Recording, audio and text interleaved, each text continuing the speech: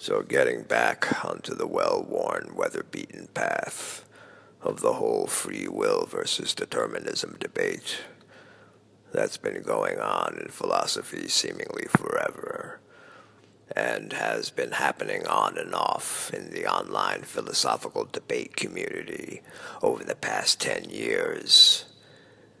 We pick up the trail at the point where it stands to reason that one should rightfully demand proof of either of these templates. And that's the thing. They are templates. Okay, but templates of what? Where are free will or determinism taking place? Are these functional aspects of an external system or an internal system? Unfortunately, from what I have gathered, it seems to be an argument primarily concerned with the workings of a supposedly external system, which means there are underlying assumptions at play in the argumentation that have staged the discourse in a biased framework. So even though it shouldn't be overlooked that free will and determinism are just abstractions in the mind and nothing more, we'll go ahead and address the issue around the basis that what's called reality may be some type of objectively existing medium wherein materials and forces, all very nice, spooky, ambiguous externalizations to be sure, are operating in some kind of systemic function that expresses itself via a paradigm of either free will or determinism, or maybe some combination thereof, such as compatibilism. Can any solid evidence be presented to disprove any of these templates? Maybe. And in philosophy, it seems we are often charged with this type of challenge. But really, the question should be asked, why are we expected to disprove them? Are not free will, determinism, and compatibilism ideas that are carrying the burden of proof here? Why are these positions automatically considered established templates if they are not otherwise overcome in argumentation? Free will and determinism haven't been proven to be truths by any measure. So, free will or determinism prevailing in discourse would be contingent upon an assumption that they are inherent aspects of an objectively existing external world, which is a leap of faith in itself. As every and any conclusion made by way of philosophy, logistical reasoning, or scientific methodology, whether deductive or inductive, dogmatic or empirical, are all the end results of the mental facility of an existential agency. Assuming the existence of an external objective medium that has some complex system of functions that either deterministically govern reality or provide the freedom to act according to a will, are intellectual narratives based on the face value of appearances perceived in an existential context, which by itself is not strong enough grounds to declare free will or determinism as self-evident axioms. Awareness of sensory data is a far more sure thing, and needs no evidence or intellectual narratives, as it is already the case firsthand. So wherein do these abstractions warrant an assumption that begs to be disproved? And by the way, while we're at it, on a side note, what exactly is proof anyway? We often ask for it, but rarely bother to examine what it actually is, or more aptly stated, what it achieves. More often than not, proof or evidence are just distinctions of patterns in sensory information that seem good enough to satisfy an underlying concept held about reality, of which is usually the assumption or wish that reality and the mind are not at all interconnected. And receiving such a minor proof is usually sufficient enough to justify the broader unfounded assumption. This is the constant game we are playing with ourselves.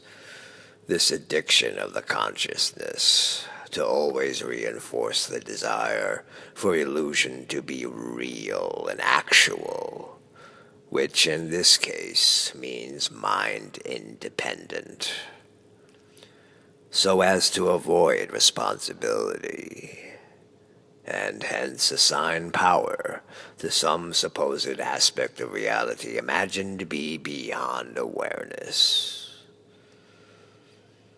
This is the basis of the foolish conditioning that I am trying to deconstruct. A deconstruction that starts with the undeniable truth that a reality, no matter how you wish to define it, cannot exist without having a context, pure and simple. This is a foundational principle that serves to fortify the fundamental axiom of awareness, that which provides the framework for all foundational principles. To call the imagined externally existing medium the context here is low-minded and short-sighted, as it overlooks that which gives context to the externally existing medium. This is the first impact that shatters free will and determinism, as there is no such medium existing. For such a medium to exist means that it has to have form and a location, neither of which can be demonstrated to be substantial outside of the scheme that gives such substance or location context, that is, awareness itself.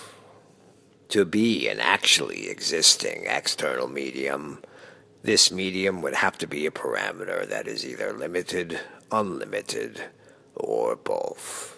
Just by virtue of being recognized as a parameter, we have to go with the limited, as being unlimited would mean no beginning or end, the definition of the truly boundless. And to be boundless is to be literally without any parameter.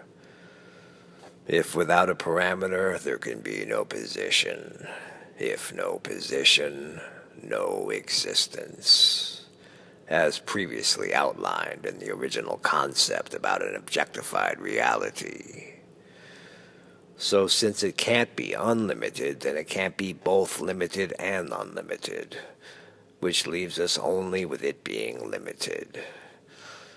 If this reality medium is limited, then it satisfies the definition of a parameter.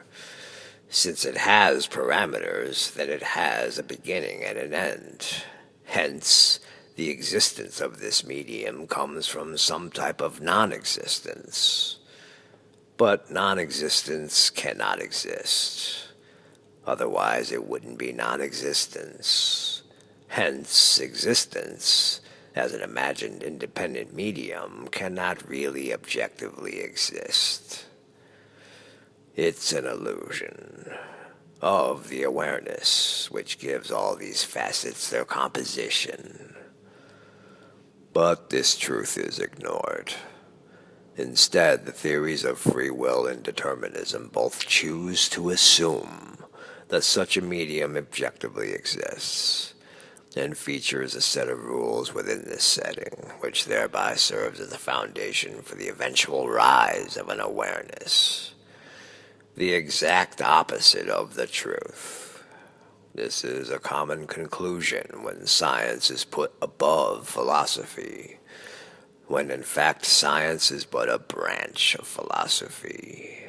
Again, when considering many of the common questions in argumentation that look to address classic philosophical dichotomies, such as infinity or the finite, order or chaos, and free will or determinism, one should not look past that which gives these aspects context.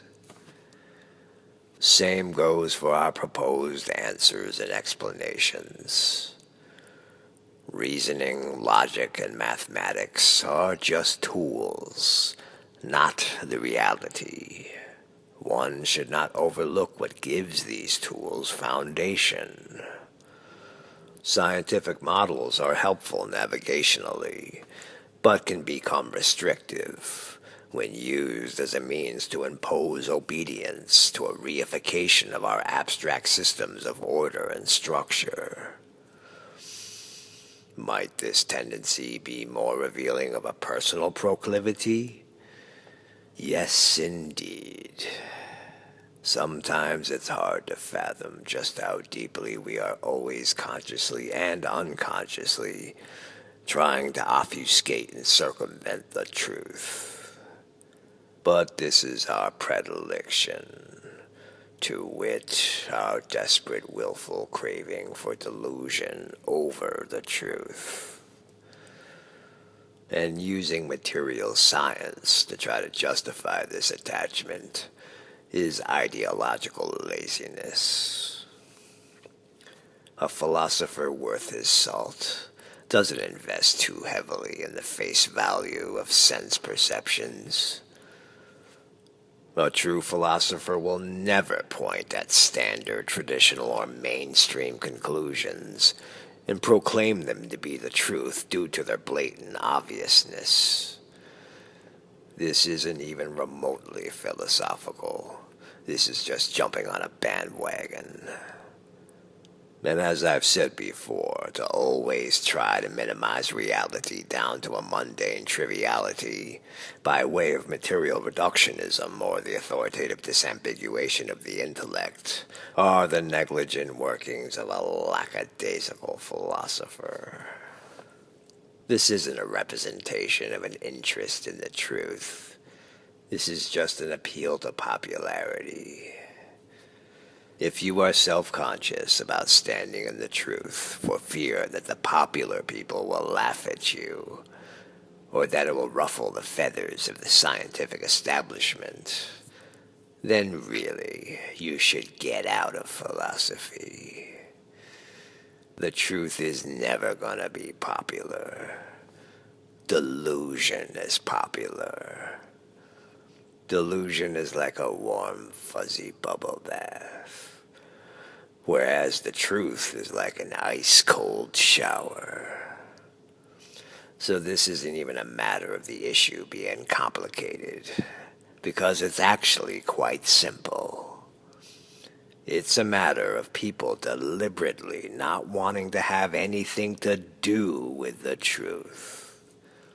For the truth, the real truth, doesn't validate the ego.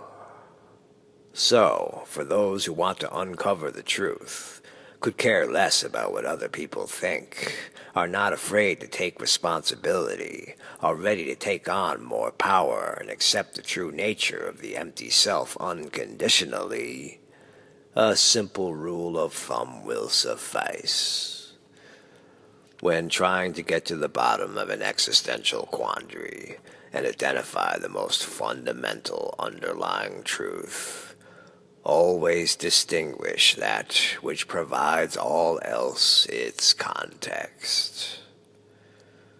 This is where you will find reality.